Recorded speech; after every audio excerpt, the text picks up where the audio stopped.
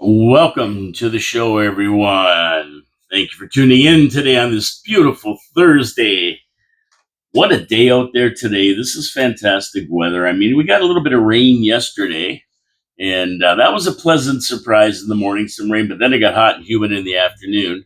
Cooled off a bit last night, but today is beautiful. 80 degrees out there. It was nice and warm this morning when I got up around 5 o'clock, and it's been nice ever since. It's been a beautiful day, and it's going to be a beautiful day this afternoon. It's going to get hot, so uh, get a cool drink, hang out, and enjoy. Stay cool, everyone. Stay cool. Okay, my name is Paul K. Lemire. This is your city, your voice. It says so up there. Coming to you from the studios of 4680Q Radio in downtown Niagara Falls, Ontario, Canada. Right on Chrysler Avenue, across from the meteor crater. You can't miss it. It's right there, and this weather's going to continue on right through the weekend. I think it's going to be fantastic. Have we had better weather in a long time? I can't remember it being this nice. I mean, this is pool weather every day in the pool. It's 85, 90 degrees, just beautiful, unbelievable. I'm looking over there because there's a big KC-135 super tanker that's coming out of Niagara Falls, New York Air Base. That's doing a flyby here, very low, taking off. And they refuel other planes. So that's what they're up to over there. They do their practicing out of the air base there. Okay, so speaking of getting some practice in, you should get some practice in being proactive by going to Wild Bill's Auto Repair and Body Shop. One of my great sponsors, and the other three are Pete's Pizza on Victoria Avenue, Hamel Machine Company, and Niagara Parks Commission. But yeah, get practice at being proactive. You should be proactive in a lot of things, especially with your car. You do not want to break down when you're headed on vacation with your family. The exhibition's coming up. You're going to be going a lot of places in the last few weeks of the summer here. You only have a couple weekends left. Then we have the long weekend, and the kids are back to school. So you're going to have to do something. You don't want to break down. Wild Bill, Ken Hunter, is going to go through your whole car, all the systems, make sure everything's okay, make sure your car's safe, your air conditioning's working in this hot weather. He's going to make sure everything's fine as you head towards your fall checkup, which is going to be coming up in another couple months. Wild Bill's Auto Repair and Body Shop, Oakwood Drive, next to the Kia dealership. And if you get in a wreck, don't forget, he gets your car, he takes it in, he sends it back to you in showroom condition. You'll be happy, your car will be happy. Support our sponsors. They support the show. Tell them Paul from your city, your voice sent you. And while you're on the internet looking for his website, wildbillsauto.ca, don't forget to subscribe to this channel. Yeah, that's all. Go to the video on YouTube. Hit the subscribe button. Hit the notification button. You'll get notifications when I drop a video. Hit the subscribe button. You get notifications when I drop a video. It's awesome. It's fantastic. And you can comment. You can leave thumbs up, thumbs down. We enjoy participation because we talk about the city and the budget and government efficiency and how they spend your taxpayer dollars, which you should be concerned of. So get involved. Let's go. The more the merrier to this party.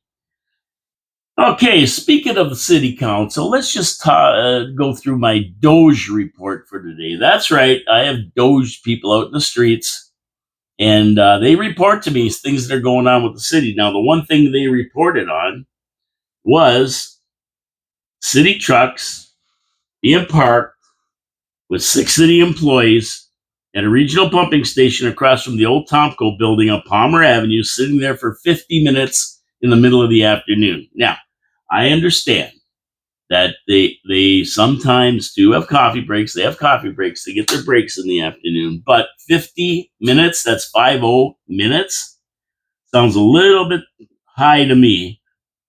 And I think the city should be able to track down these trucks and who was in them and what they were doing there, because they do have GPS. But the agent that reported it is going to look into it more, and we got to find out what they're doing.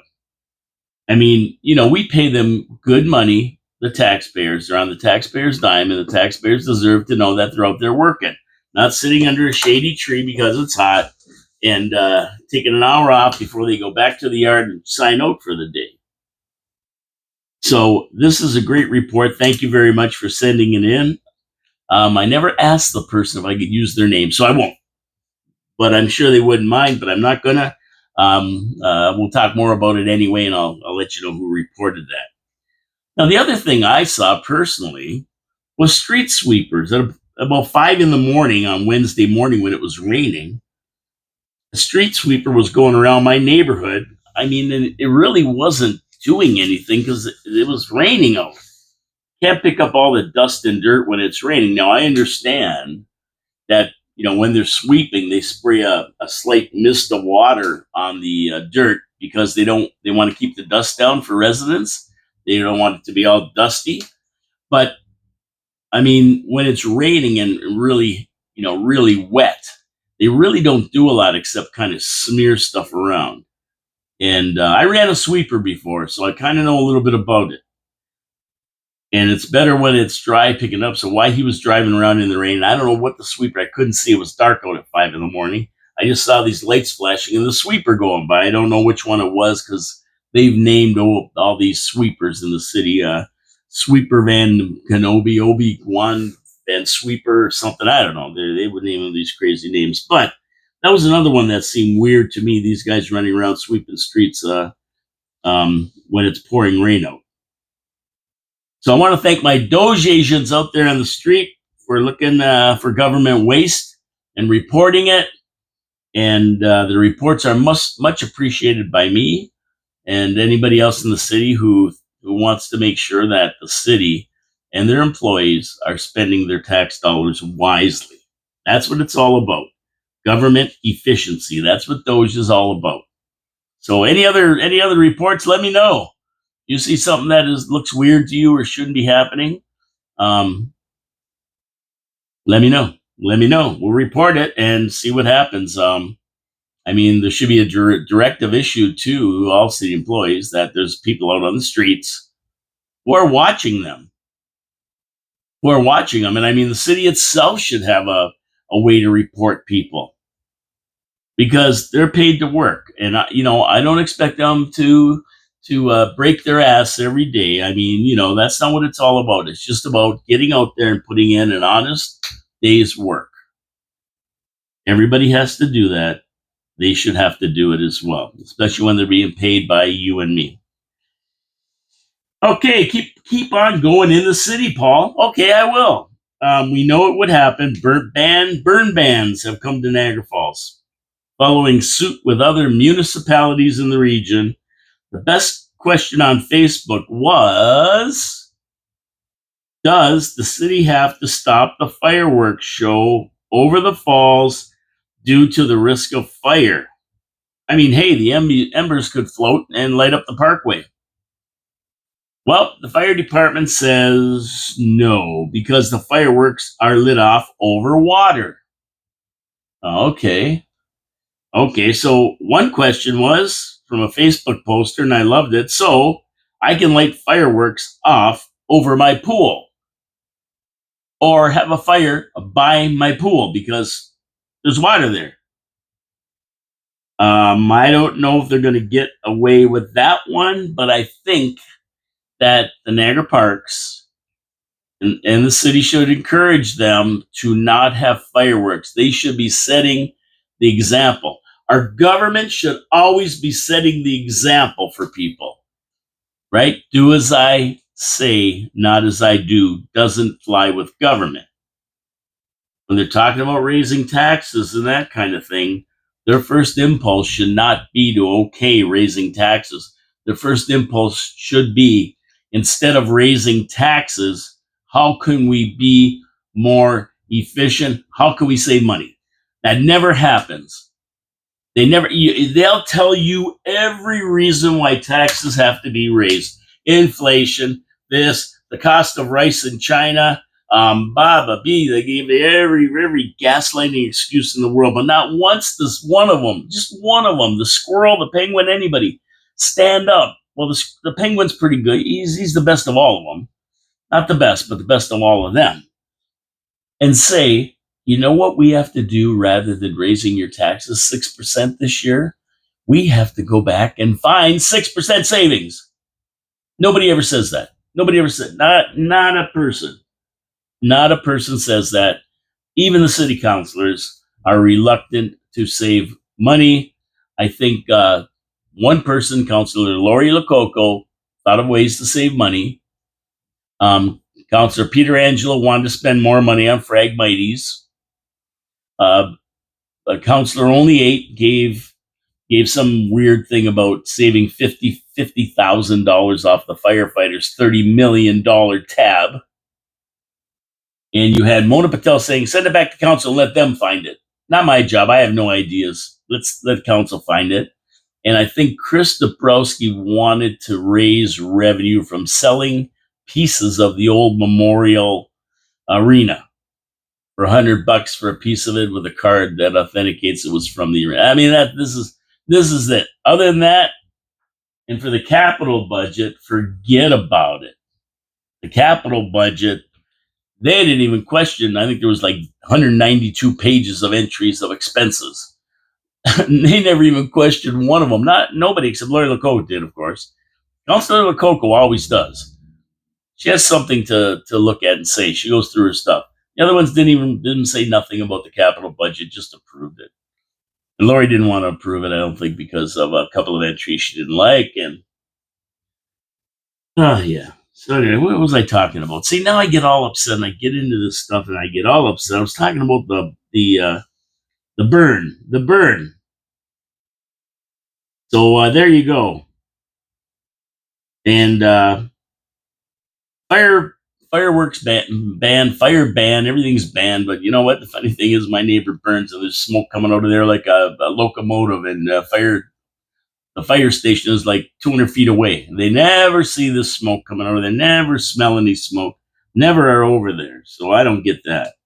But there is a fire ban now. They followed suit with all the other municipalities. Oh, this was a good one too. You know, it never ends. It never ends. I got pages. Look, I got all these pages I got to go. I'll never get through half of them today because it's just crazy. The headline reads, here's what the headline read. Astonishing. And it was about a program that they set up at the Beamsville Ministry of Transportation by there to check trucks that were avoiding the ministry station. And I'm laughing because the stations is open, trucks see it, and they go around the service road. So they set up on the service road to check these trucks. And they said it was astonishing what they found. And I'm going, but are you really surprised when you look at who's driving and operating the trucks these days? The Niagara Regional Police, along with the Ministry of Transportation and Town of Lincoln, focused on drivers who were deliberately avoiding the inspection station at Vineland. And 50% of the trucks they pulled over were removed from the highway because of significant safety concerns. And I'm not concerned, or not concerned. I'm not shocked. I'm very concerned because it means you go down the road and one of 50 out of 100 trucks have a shot at killing you and your family. You know, these trucking companies out of Toronto disobey every law ever written, including having legal licenses for their drivers. I mean, we know this. Is this really news? Is it astonishing? No. If anyone's paying attention, they understand what's going on. Charges were laid for defective tires and brakes. Ooh, that's nice. Improper daily inspections. They didn't go around the truck and see if there's anything wrong.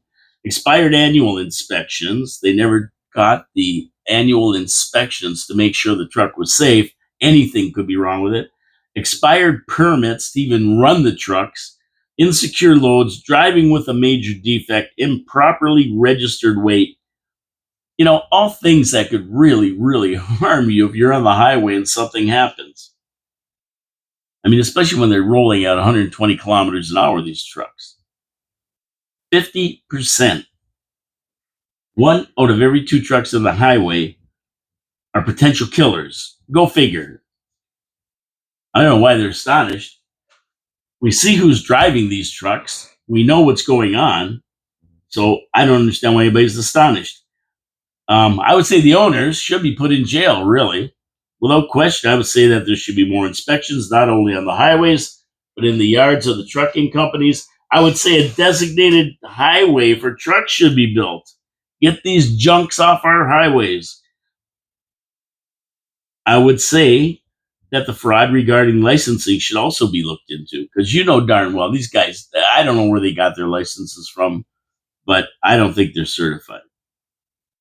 Far too many truck drivers that cook their books, can't even understand English, and they're on the roads and us with us driving unsafe vehicles. Stop it. Stop it and get the trucking industry under control. It's ridiculous. There's way too many accidents with inexperienced or unlicensed drivers and people who can't understand English or don't even know what the rules of the road are. And 50% of them are driving unsafe vehicles, which right there, I'm not astonished, but it is scary to go on the highway these days. When I'm beside a truck, I'm just waiting for something to fly off, an unsafe load, a wheel to come off, or something terrible to happen. Call me paranoid, but you see too many accidents in the news to just disregard it. This was a good headline in the Niagara Falls Review, and I should have looked who wrote the story. Could have been Ray Spiteri. I'm not sure. Can't say who it was, but Ray Spiteri, Bill Sawchuk, Allison Langley. I don't think it was John Law. He's the entertainment guy. But the headline read in the review, cross-border travel sees a remarkable reversal as Americans' visits to Canada exceed Canadian visits to the U.S. Uh, Another one. Anybody surprised? I mean, to me, that makes total sense. Americans don't think twice or complain about tariffs. They really don't care. They don't mention or talk about them. You go there, nobody talks to you about tariffs. When you walk up and say you're Canadian, they don't say, "Oh, elbows up, you're a big bad." No, I never had that happen. I had never. I don't think they really care less about Canada or other tariffs. They don't care. They don't have the inferiority complex, definitely, where they have to buy American. Oh, we can't cross that border and shop in Canada because of that dirty old carney. They don't even know who this guy is. They don't know. When it comes to Canada, we're non entities. They consider Canadians their poor cousins, clean and friendly people to visit that they have lived with for neighbors for so many years. They just take us for granted. We've been here for centuries with them. They know very little about Canada because basically Canada's irrelevant in the big picture. They do enjoy visiting, and perceptions of low crime, clean streets, and void of the big city ghetto problems they have. Um, yeah, they like coming over the border, but I mean they're wrong about that. We know that it's pretty bad over here too, although it's not presented as that, so that's good. And of course, that's not to mention the excellence of handing somebody a $10 greenback in Canada and getting $15 worth of Canadian pesos back. That's beautiful. I give you 10, you give me $15 I can spend in Canada. Beautiful. What a score. Big score. The Canadian peso is driving a lot of this as it is. Never mind anything to do with the tariffs. So, yeah, there are more Americans coming this way while Canadians stay home or visit third world countries for their entertainment rather than spend money in Trump land. How patriotic of them. Very patriotic Canadians. Of course, the media has been fear mongering for months now, ever since Trump came in and said he's going to put tariffs. They've been telling everybody if you go over the border, you're going to get arrested. They're going to take your ID. They're going to take your phone. They're going to take your computer. Oh man, oh man. And of course, the people who are in Canada, a lot of them who do go over the border shopping and that, they're from Toronto. And of course, they're here on visas or some other permits. And they don't want to go over the border because they figure they're going to be detained and deported back to their own countries. But of course, that won't happen. I mean, they got visas to be in Canada. They ship them back to Canada. But it's the perception that's been drilled into their heads by the media for day after day after day. The big bad Americans, they're looking in your phones, they're looking at this, they're going to do this, they're going to take away that, they're going to tariff you like on this, on that. It's just not true. But the lies are out there. The headline is correct. Americans are visiting here more than Canadians are visiting America. But there are reasons. There are reasons Canadians are staying away.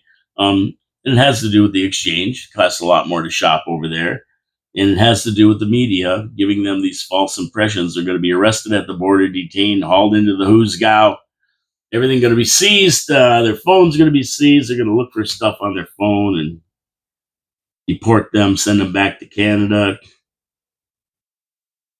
But basically, I have no problems with that. I go over the border and I get it. We're foreigners going into a foreign land, even though it's the United States. People think they have some kind of a right to cross that border. You don't. The United States is another country, no matter what you think. And it's a privilege to be allowed into the country. It's not a right. You have no right to enter the United States. It's a privilege. So, yeah, they ask you questions. Yeah, they want to know where you're going, what you're going to do while you're in their country. No different than going to Mexico or anywhere else. And that's that. That's the way it goes. So if you don't like that stuff, don't go to the border. You have Nexus, you're pretty well set to go. You're pretty well good to go. You've been fingerprinted, you've been ID'd, you've been retina scanned. You've had it all. You've been cleared by the FBI, CIA, Secret Service, Interpol, RCMP, whatever else they have, other 4-letter agencies, 3-letter agencies. So you're good to go. If you have that, you're good in the States. Anyway, I think that our elbows up attitude is bad. You will see that later on. They'll still come to Canada because they think we're nice people, which we are. So welcome. Welcome, America. Welcome, Americans. Come on over, have a good time in Canada. We welcome you to our beautiful country. Okay, I'm going to get to my second sponsor, Pete's Pizza on Victoria Avenue. And, when you do come to Canada, have a pizza. I know you guys got good pizza in the States. I will admit that, but take a trip to Victoria Avenue Pete's Pizza and see what you think. They use the Mancini family recipe that's been around for 40 years. They also know how to put the sauce and cheese on the pizza in the right ratios and cook the crust from the Mancini family recipe perfectly. They know how to do it. Add fresh toppings. You got yourself a winner. They also have wings and panzerotti and steak and cheese poutine, regular poutine. You name it, they have it. You're going to find something you like at Pete's Pizza on Victoria Avenue. They do it right. How do you get a pizza there? 905-374-2222. Or you can go to petespizzavictoria.ca and order, or use Dine and Dash and Skip and all the other services that do that. They do it. Tell them Paul from Your City Your Voice sent you. And Mike had texted me and said, "Hey, Paul, guess what? We're opening a new location on Thoroldstone Road where the old Pie Guys used to be." That's right, Kaler and Thoroldstone. The old Pie Guys, that's where they're opening. A new Pete's Pizza for Niagara Falls expected to open in September. Hey, you got to give it a try out there on Kaler Road. I know it might be far to come into to Victoria Avenue, but now they've got one out there for your convenience. Open till 2 in the morning for your convenience. Open till midnight during the week during your convenience. How can you miss? Pete's Pizza, Victoria Avenue. Support our sponsors. Okay, sign of the times. Sign of the times here. Over to Grimsby. Sign of the times. City council's giving themselves raises while taxpayers suck it in and pay more property taxes. How nice. How nice. I can't wait to get Alan McKay in here on Monday from the what is it called? The taxpayers. Oh man, I forget the name of this group all the time, but he's going to be in. Taxpayers Property Alliance, Property Taxpayers Alliance. I always forget the name. I get it in the wrong order. He's going to be in, and we're probably going to be talking about this one. Grimsby City Councilors voted 7-2 on Monday to approve a remuneration and expense policy review and decided to boost city councilors' base salaries by 23% and the mayor's salary by 11.5%, starting with the next term of council. So the next term of council runs from 2027 on. Well, 2026 is when the election is. They'll be sworn in December, and they run till 2030. So when the next term comes in, they're getting raises. Now, councilors also voted 6-3 to approve an annual health care spending account of $1,000 for each council member starting in 2027. And our city councilors have the added bonus that they sit on the board automatically. They sit on the board of Holdco, Niagara Falls Holding Company. Yeah, not Holdco, Niagara Falls Holding Company, which has the electricity, the Niagara Peninsula Energy, held in Holdco, and they get another $4,300 or $4,400 a year for sitting on that board. So they're up to about $32,000 a year in Niagara Falls, plus their benefits and everything else. Okay, now they really are voting themselves raises, even though it's for the next council. Let's face it. Come on, most of the incumbents will get back in. So they're saying, "Oh no, we're not voting ourselves raises. It's for the next council." But they know the score. They know the score. They know they're going to get in there, and they always get back in. And without term limits, most councilors make a career out of getting elected because they can. So when they say it's for the next council, it says there's a wink. Wink. It's for the next council. They're winking at you when they say that. The new arrangement will see the mayor's salary rise to $58,741 per year plus benefits. So add about 30-35% benefits to that, with councilors' pay jumping $20,000 to $29,216 from $23,775, a nice $6,000 a year raise, $500 a month. The next council will get that. Wink, wink, wink, wink. Of course, this was all predicated on the studies done across comparable municipalities in the region, which means absolutely nothing since Grimsby is 27,000 strong, and now their councilors will be getting paid more than Niagara Falls councilors' salaries. They'll be getting paid more, but less when you tack on another $4,300 or $500 for their council sitting on Holdco, or Niagara Falls Holding Company anyway. Now, we're over 100,000 strong compared to 27,000, so they're getting more base salary than our councilors. But unfortunately, their mayor cannot top our mayor. He reigns supreme, the highest paid mayor in the Niagara region, with a total compensation package of salary and benefits rolling in at a whopping $171,092 a year. From what I could find anyway. If I'm wrong, correct me, anybody. That's all I could find. And I know that Niagara Falls Council is due for a raise. It was actually included in a line item on last year's budget. It hasn't been brought to council, but as we approach the election in 2026, you may see a raise scheduled to be approved by council this year for the next council after the election. For the next council. Some of these guys have been sitting there for 30 years. They're going to be sitting there for another 30 if you let them. I mean, we need term limits, definitely. So anyway, that's what's going on. A big raise for the Grimsby people. Yeah, you're going to pay more taxes.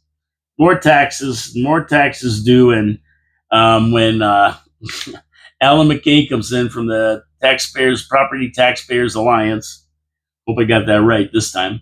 I got to write it down somewhere right on the screen here. We're going to talk about that too. We're going to talk about that. Amalgamation. We get rid of all these separate councils and mayors and duplication of services and cut a ton off the regional budget. So look for raises. Some got them last year. And we're going to see some. We're going to see more. Guaranteed. You say canola. I say canola. Even though I'm not sure exactly what canola is. But one guy that knows what canola is a guy named Scott Moe, the Premier of Saskatchewan, who wants to take his province and get the hell out of Canada as it is. Well, Carney just screwed him good. Canola is a $4.3 billion industry in Canada, employing more than 200,000 people across the country. In Saskatchewan alone, Premier Moe said the provincial government estimated more than 12 million acres of canola were seeded this year. It's significantly larger than the steel, aluminum, and car manufacturing industries combined. While those industries have received a lot of help from the feds after taking tariff hits, most said the canola industry has been left out of the conversation, despite dealing with huge tariffs from the Chinese. And it all got worse when China said a further 75% tariff on Canadian canola on top of the existing 100% tariff that's already in place. They also leveled the same tariff on canola meal, peas, and 25% tariffs on pork and seafood products. So, hammer time. They're hammering us, those Chinese. The kicker, this is really funny, man. This is funny. Do you remember what happened when Trump said he's going to put a 25% tariff on? And Edsel Ford up in Toronto got up there and said he's going to shut the power off to the United States. You're not getting any of our power. We're going to put reciprocal tariffs on. We're going to tariff your digital product. Oh, yeah. He got up there and threatened everything. Well, I haven't heard one threat against the Chinese. Not even one. Oh, we're going to quit buying. You're not getting the contract for Starlink. We're not buying that from you anymore. $100 million. We're canceling it. F-35 jets canceled. Everything's canceled from the States. Everything's canceled. Now, the Chinese hooked everybody for a 175% tariff on canola. And guess what? They got a contract, a $1 billion contract to build ferries for BC. I mean, where are the elbows up crowd now? Shouldn't they have been canceled immediately? No. It's China. These people riot in the streets with their TDS, anything from Trump. Are they going to get out the streets and riot against Xi in China? Nah, they aren't. Because they don't have XDS, Xi derangement syndrome. They don't have that. As a matter of fact, this barely makes headlines because there's no Trump involved in the process. So what Carney has to do is reach out to Xi immediately and get this tariff thing resolved, which he probably won't do, by the way, because he has a lot of interest in China. And Mo believes this is a response to Canada's 100% tariff on Chinese-made electric vehicles. Whoop-de-doo. Whoop-de-doo. Nobody's buying them anymore. Whoop-de-doo. And there's no Chinese vehicles in Canada anyway. Whoop-de-doo. So ridiculous. How does I don't know how people put up with this. I don't know. Mo's take on it, our federal government cannot sacrifice a $43 billion canola industry to protect a fledgling electric vehicle industry largely based in eastern Canada. And Premier Mo is right. This climate change EV nonsense with mandates trying to eliminate gas-powered cars is insanity. It's insane. Coming from an insane federal government, someone has to stop the carnage in Canada, and Chili Con Carne is definitely not the guy to do it. We're getting slammed from everybody. This country is in trouble. So ridiculous, it's beyond belief. Someone told me Carney cannot possibly be worse than Trudeau. Well, hold my beer, he says. Canadians, and I use that term loosely because the country has been invaded. It's not controlled by Canada anymore, I guess. We're screwed. Don't believe it. Chew on this. 80,000 new arrivals last month. In the past 12 months, Canada's population has increased 715,000 while only 307,000 jobs were added. Can you see the problem here? Is the problem here apparent to you? Who is supporting these people? 307,000 jobs, 715,000 people, 415,000 jobs, 400,000 people, no jobs. Who's supporting them? You know the answer. 51,000 jobs lost last month, wages down, housing gone, services buckling, $2 trillion in debt, being tariffed by every country because of an incompetent PM running the country, doing what he was hired to do, destroy Canada, sell it to the highest bidder, who right now seems to be the Chinese. That's what he's here for. That's what he's doing. Enough said. It's crazy. It's insanity. Yet here we are, talking on here. I'm telling you stuff that it's hard to believe, but it's actually true. Okay, let's get to my third sponsor, Hamel. And we love industry, and we love industry in Niagara Falls. When industry comes to Niagara Falls, they look for machine shops to help them out when they get in times of need. Now, Hamel's been around since 1948, helping industry, helping them to be better, to be more efficient, and to solve their problems when it comes to broken parts, broken machines, anything to do with that. They can fix the parts. If they can't fix them, they can re-engineer them. They can make them new. And they don't just make them new. They look to see if they can make them better. Not just new, better. Because time is money. If they can process things faster, products faster, it means they make more money. And that's what industry is in business to do, make money. Hamel Machine helps them to do that. And they've done it for the wine industry. They've done it for the richest products in Fort Erie. They've done it for cities. They've done it for so many different places, the agricultural industry. That's what they do. That's what they do best. 3D printers, water jet cutters, they have it all the technology, all the IT people, all the engineers that run this stuff. It's amazing what they do. This little company out of Niagara Falls, Ontario, started in 1948, still around and doing great things for industry. That's what they're here for.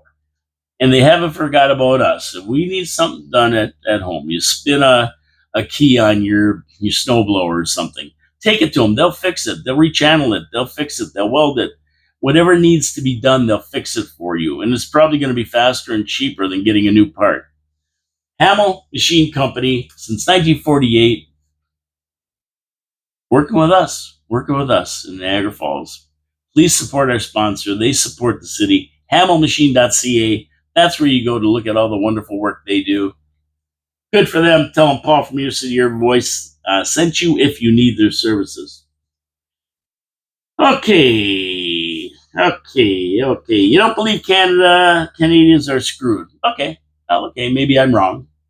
Maybe everything I said is wrong. I could be wrong. I'm wrong. I'm not always right. But if you want to know what's going to happen here, you want like you want to see look into the future. I want to predict. Look at the UK for your answer. Right now, they're in big trouble. There's a civil war brewing in the UK. And it isn't between Ireland or Scotland and the UK or anything like that. It's between Muslims and the English. The likes of this has not been seen since the IRA. The left-wing lunatic open border policies have allowed a mass invasion, and now they are populous enough in the country to take over. And I said this so many times, one generation, that's it. One generation, and they'll be done. And Canada's in the same boat. We're about 10 years into the generation with open borders, bringing in millions and millions. And it's not immigration, it's an invasion. And this invasion does not want to assimilate. They do not want to be part of Canada.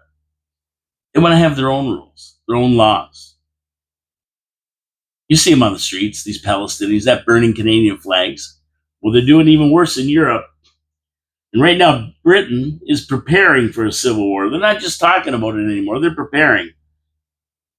They're looking for sustained political violence and instability. All the signs are there. Social instability from fragmentation, economic decline, increasing resource competition, and cultural fragmentation from identity politics without cohesive integration strategies. And that's what open borders brings you.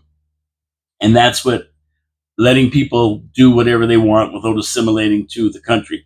This is far different from the immigration wave in the 30s and 40s. Far different. We don't have the same mentality of people coming in. We don't have the people who want a better life. They don't want to go by our rules. They want to set their own rules. They want to bring their rules to us and have us follow their rules. Number three, cultural fragmentation from identity politics without cohesive integration strategies. That's a biggie. Allowing people into the country without expectations of assimilation and integration. In other words, letting them in without expectations they'll embrace the British way of life and live as the British live. Big trouble. They're allowed to take over, and the British people are tired of it, and they're not going to put up with it. Their way of life is sacrosanct. It's been around for centuries, and they're not giving it up. They're not going to let the invaders destroy it. Any entity that represents the British way of life, cultural institutions, media organizations, universities, and symbolic corporate entities are gearing up to repel attacks from the invaders. These traditional institutions are going to be the first targeted as they represent contested values or ideologies. And I'm not making this up. This is right from think tanks from Britain. We're seeing what's going to happen. They can see the writing on the wall. And Canadians, listen to this. Britain is sliding into chaos and will soon be involved in the Civil War. Some experts are calling for the people to leave large cities in Britain in anticipation of sectarian wars between Muslims and Britons. The diversity is our strength experiment is over. It didn't work, and it's not going to work in Canada either. We're seeing it. Don't worry. We're seeing it. It's just not enough yet. One generation, 20, 25 years. We're about 10 years in.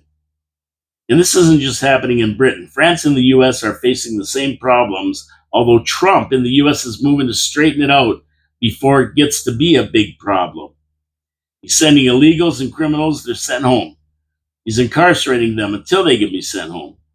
He's not going to tolerate these left-wing radicals and is not only sweeping the streets of DC as we speak, he has closed the borders to invaders, something England and France should have done generations ago. Trump's standing up, straightening it up, and getting rid of these invaders. And there's a lot in the United States that are going to be going. All I can say is, are you listening, Canadians? Are you watching? Are you learning? The same thing's happening here right now. You better get ready for it.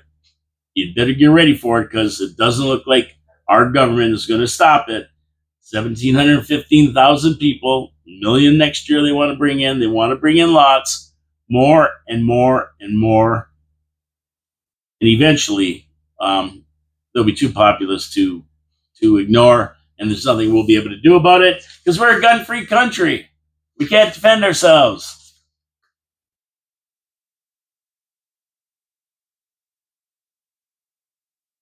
I don't know. What do you think? What do you guys think out there? Give me some comments. What do you think? Is it going to happen here? I'm telling you, it's going to. We don't do something, and we don't have anybody that's going to do anything. Arnie's not doing anything about it. He's opening the doors even wider. Okay, so I guess people didn't learn from COVID. Giving money away doesn't work. Remember COVID?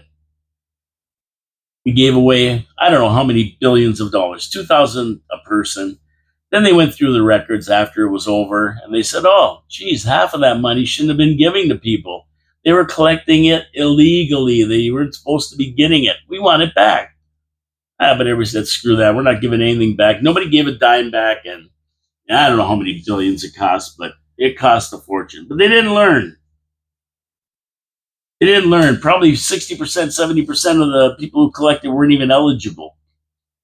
They didn't learn, though. They didn't learn because now they want to give these steel companies and the like money, billions. They want to give them billions.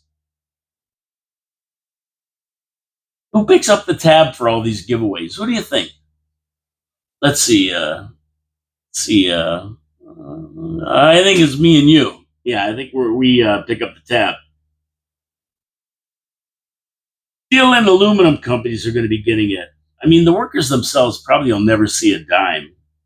Oh, they'll tell you it could. It could filter through to the workers, and with jobs and stuff. But nothing's going to prevent businesses from laying people off if the bottom line is not good. They don't have the money. They're not making the money. The bottom line is the bottom line all the time. They'll lay people off. So the money we're giving these industries to keep going, it probably will never filter through to the workers. Probably not. Probably not. Edsel Ford unveiling $1 billion of new giveaways disguised as tariff relief payments. Oh, and that's just the start. They're going to add billions more on as needed. Yep, as needed. They're just going to say, okay, we'll give you another billion. Do you remember what happened with the EV guys? They gave them billions to open up these EV plants. Stellantis, Ford, Chrysler, G, all of them. All of them got money. Volkswagen. And now they're not making EVs anymore because there's so many EVs. They haven't sold them. They got like 1 year worth of supply because nobody wants them. We get that money back from these guys? No. No. I mean, Ontario's $500 billion in debt. Where are you going to get the money from, Edsel Ford? Edsel Ford was the biggest flop in the car industry, by the way. Take it from your $1 trillion tunnel, or what are you going to do? Stop building the tunnel so that you can give these steel and thing companies money? Where are you going to get the money from? I mean, we got to be insane as voters to put up with this. This is crazy. All our premier, our prime minister has to do is make a deal. That's it. Ford doesn't have to give anybody to anything. But he can't even do that. Now, how about this, all you clown politicians? Drop the arrogant elbows up rhetoric, drop the arrogance and the inferiority complex, and get a deal done with Trump. You concentrated on getting a deal done rather than finding ways to steal from hardworking taxpayers and spending their money. You wouldn't have to worry about propping these industries up. Yeah, it's that simple. But for some reason, they just don't see it and they can't get it done. I mean, there's no common sense. And that's to the detriment of all Canadians. There's just no common sense out there. I mean, it just doesn't, these people, I don't know. I don't know how they get in power. Ford up there mouthing off, big bad bully. We're cutting them off. We're going to do that. I mean, shut up. Tired of you. Everybody's tired of you. Shut up and get a deal done. Give us any more nonsense and baloney. Go get a deal done. Don't give away money. We don't have money. We're broke. What's the matter with you?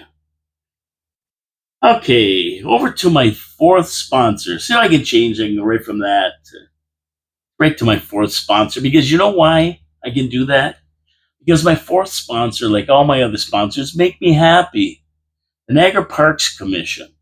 When you say Niagara Parks Commission, you got to be happy. They're a government agency that's self-sufficient. That right there makes me happy. But what they do for the city of Niagara Falls and Niagara and Lake and Fort Erie is just amazing. 32 miles of scenic parkway, some of the nicest parkway in the world. And they take care of it all. And what's right in the middle of this beautiful parkway they take care of, they maintain, is the Niagara Falls, one of the 7 wonders of the world. Unbelievable. And the Niagara Parks Commission hasn't just sat there on their land. Go look at the falls. Now what am I going to do? Beautiful, yeah, I love it. What am I going to do now? Well, they got attractions that you can't miss.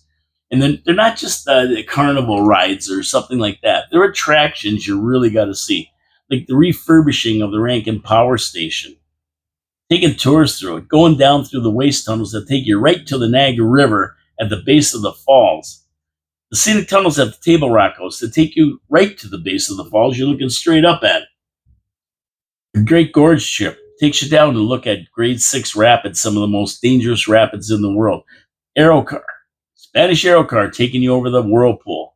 Go down the Glen, hiking down the Glen to see the river. You go right down to the river. It's just unbelievable, just beautiful the job they do. And they have attractions passes so you can see things like a butterfly conservatory and the School of Horticulture. I mean, come on. We're in Niagara Falls. 14 million people come here a year to see the attractions, and we barely make it down there. Guilty. I'm guilty. I should get down there more. Everybody should get down there more. Niagara Parks Commission, don't miss it. And at the end of this month, their latest attraction, Flight Over Niagara, I think it's called. Niagara Takes Flight. Niagara Takes Flight. That's what it's called. So I have a hard time remembering these things. That's why I write them down. Niagara Takes Flight. An immersive attraction taking you from Lake Ontario, up the Niagara River, up the falls, to Fort Erie, stopping along the way to see history, the War of 1812, where it was fought, how it was fought. Unbelievable attraction. You can't miss this. Opening at the end of August. It's a must see. Niagara Parks Commission, niagaraparks.com. Go to their website. You'll see all about it. Tell them Paul from Your City, Your Voice sent you if you see anybody down there. I heard it on Your City, Your Voice. And support our sponsors because they support the show. They're fantastic people and corporate citizens in Niagara Falls. Okay, 10 minutes left. Let's shoot down south. There's so much happening down south that I only wish was happening in Canada. We're witnessing history. We're witnessing history every day in the United States as President Trump takes America back. Lately, what's he done? Well, he's just taken over Washington, D.C., and the feds that he's got in there are not putting up with the crime and homelessness. Nope. Trump has declared Washington sanctuary state status revoked. They can't harbor criminals anymore. And the left in Washington are losing it. Trump has called in 800 National Guards to take the city back. He has said that they're working hand in hand with the D.C. police, who have been handcuffed to do their jobs with sanctuary state catch and release programs.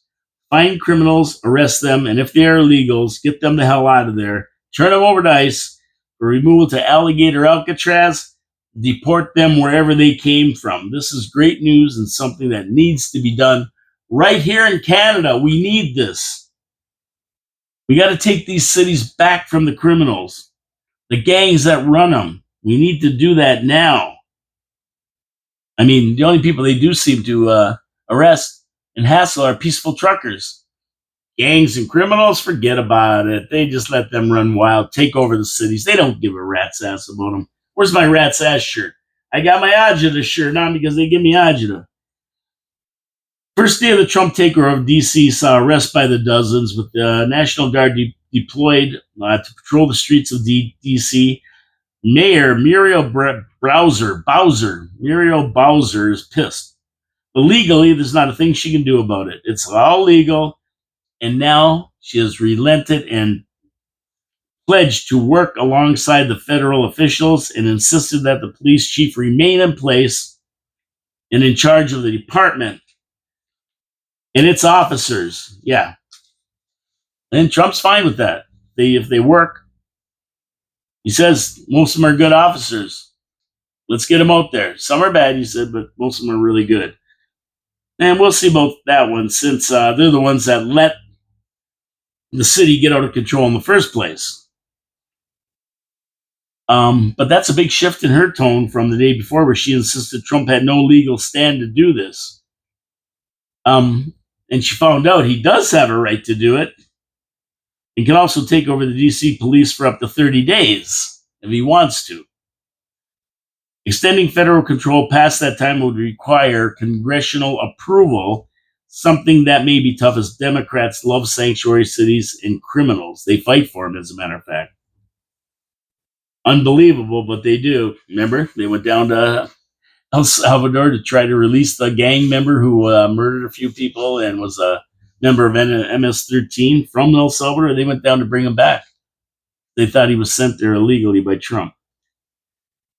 So you got 3,500 officers, I believe, in the Washington, D.C. police force, something like that, and 800 National Guard now. They're arresting people for everything from homicide to drunk driving, gun and drug crimes, even subway fare evasion.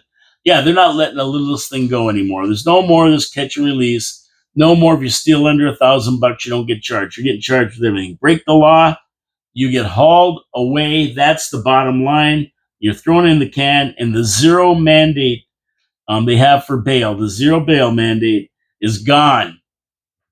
Trump's going to take the capital back from the criminals, the juveniles who are causing crime that don't get arrested and they're not in the numbers. Oh, crime's gone down. Yeah, because they're juveniles. They let them go. They don't count them.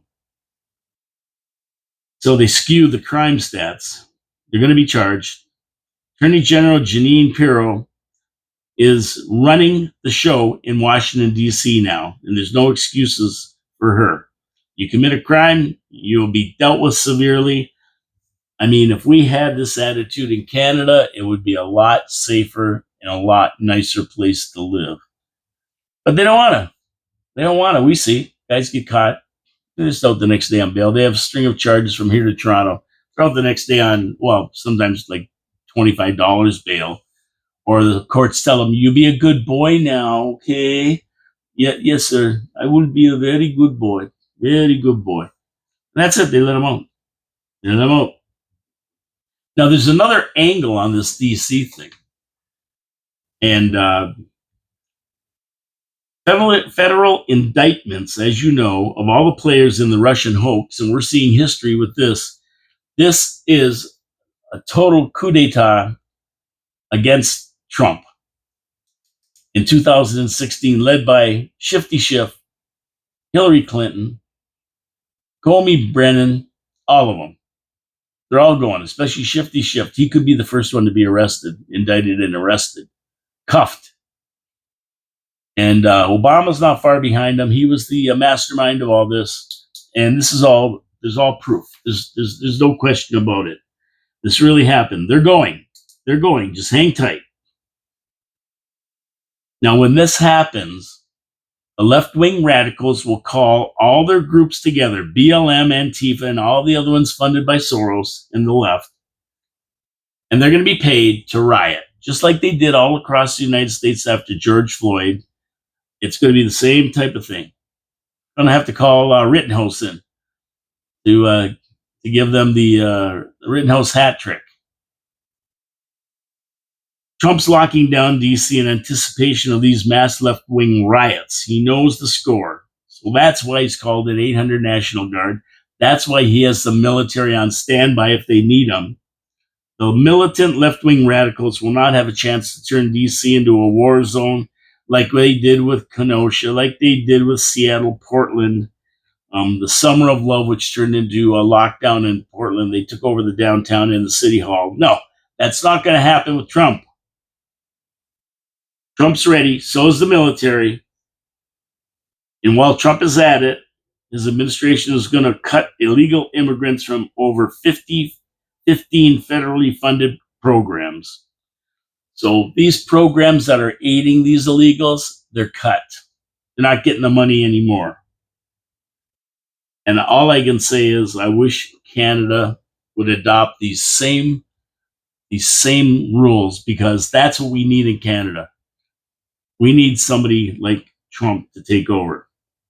Now, September 3rd coming up is going to be a huge day in America. That's when survivors of the Epstein debacle are going to meet in Washington to give their testimony regarding Epstein. And names are going to be named. A bipartisan group led by GOP rebel Thomas Massie and Democratic Rep. Ro Khanna, they plan to bring survivors of Epstein's sexual abuse case to Washington in a bipartisan push to get Congress to release the controversial files to the public. This is going to be interesting. This will be the first day Congress gets back to business from the summer break, and Massie and Khanna will be hosting a press conference at the Capitol joined by survivors, several of who will be speaking out for the first time about Epstein. The survivors deserve justice, and Americans deserve transparency, Massey and Khanna said. Now, Ghislaine Maxwell, I should say, Ghislaine, Epstein's former girlfriend and sex abuse accomplice, has recently moved to a minimum security prison in Texas after being interviewed by the Department of Justice for information about the case. Is she going to show up in Washington? I don't know. We're watching another part of history being made here. Heads are going to roll. Somebody's going down. It's going to be interesting on September 3rd. And that's about all I have for today. I mean, there's lots going on. Stay tuned. The next 3 weeks, 4 weeks are going to be crazy. Tomorrow's finally Friday. So we'll be talking about more stuff tomorrow, this kind of stuff. Guaranteed. Talking more about it. And Monday, I have Alan McKay in from the Property Taxpayers Alliance. And I'm really, really looking forward to sit down with Alan. Since your city or your voice talks a lot about budgets and wasteful spending and governments and amalgamation and everything else. So we're going to have a great chat. We're going to have a great chat. And we're going to try to find some government efficiencies, I hope, for the hardworking taxpayers of Niagara. I try every day, but maybe Alan can throw something into the mix here. It's going to be an interesting show for everybody. Thank you for tuning in today, everybody. It's been a pleasure to be here. I always have fun at the show. I always love doing it. And I always appreciate all the comments and everything else going on in the city. I get lots of messages, lots of videos, lots of things going on. And I really, really, really appreciate it. Don't forget to subscribe to the channel, though. We need more people. We're at over 100, 155 or something like that we're up to now. Let's get to 200. My first goal was 50. Now it was 100. Now it's 100. Now we hit 150. We got to get to 200. Let's go. Come on. Subscribe. Hit that subscribe button. We got to do it. And don't forget to support my sponsors. They're fantastic people supporting this show. And they are Wild Bill's Auto Repair and Body Shop, Pete's Pizza on Victoria Avenue, Hamel Machine Company, and Niagara Parks Commission, the beautiful Niagara Parks Commission, the best pizza in town. Hamel been here since 1940. Wild Bill's Auto Repair and Body Shop, your go-to guy for your car needs. How can you beat it? One last sip. God bless you all. I'm getting out of here. Have a great day. Enjoy this weather. Enjoy this weather. You pay a lot of money for it in the winter when you go away. We got it now. Get out there and enjoy it. Have a great day. We'll see you tomorrow at 12 noon. Promises made. Promises kept. Your city, your voice. Tune in. We'll talk to you later. Have a great rest of the day.